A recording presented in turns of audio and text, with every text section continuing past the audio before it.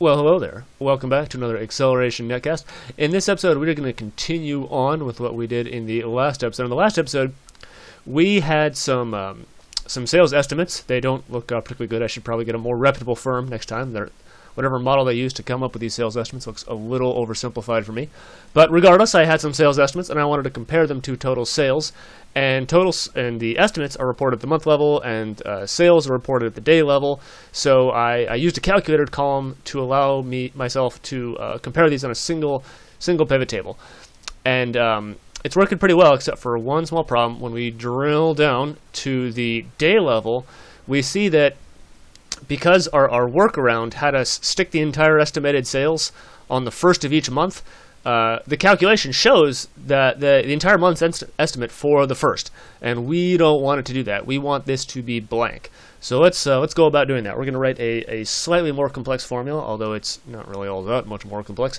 So to start off with, we're going to hit Alt and then BF, enter for a new formula. We're going to do Alt-T to jump up to the table. We're going to tell it which table we want to store it in. You could store it in your fact sales table. That will work just fine. I'm going to hit B and then down arrow. I created my own table called bin measures. That's where I keep my measures. You don't have to do that, but you can. It's a good way to keep things organized. So what are we going to call this? We're going to call this total estimated sales V 2.0, and we're going to hit Alt-H to jump down to the formula writing part. Okay, so I'm going to hit Alt-Enter. The old formula was a simple sum fact estimate. So it just summed up all the estimates in the current context. But we need to find a way to only do that under certain conditions. Well, that sounds like an if statement to me, and that's indeed what it is. We're going to use an if statement to see if that is indeed something we should evaluate or if we should return a blank.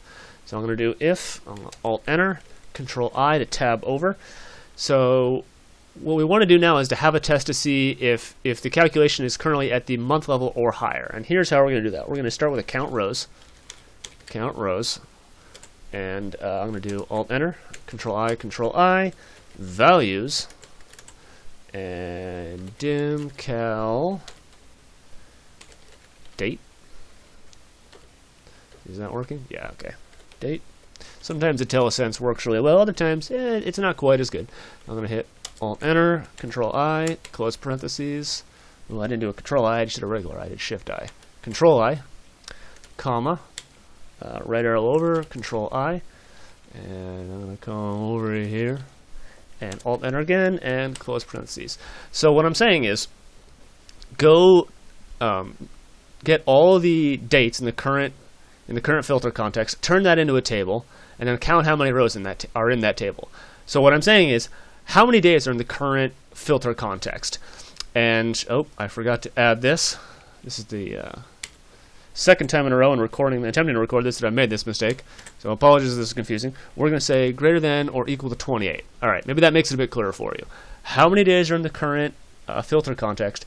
Is it greater than or equal to 28? If it is, it's almost certainly a month. If it's not, it's probably a week or a day, and we don't want to show anything. So if it evaluates to true, it's a month or higher, a year, all time. We're going to perform the same sum we had before. If it's not, since we don't have a third argument in the if, it's just going to return blank. All right, so we're going to do Alt-C to jump down to category for formatting. Hit C to jump to currency. Alt-D to jump over to the number of decimal places we want to show.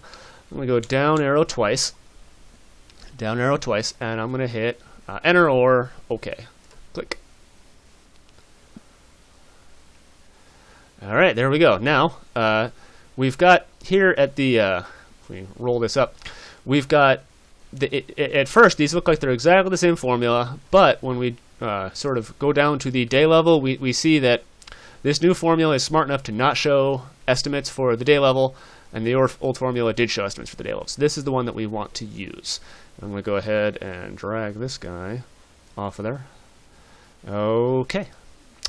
And that's it. So yeah, that was pretty easy, and you may not need to do that based on the needs of your report. That may not be necessary, but if you want to make a slightly more robust report, that's a pretty simple, easy way to go about it. All right, I will see you next time.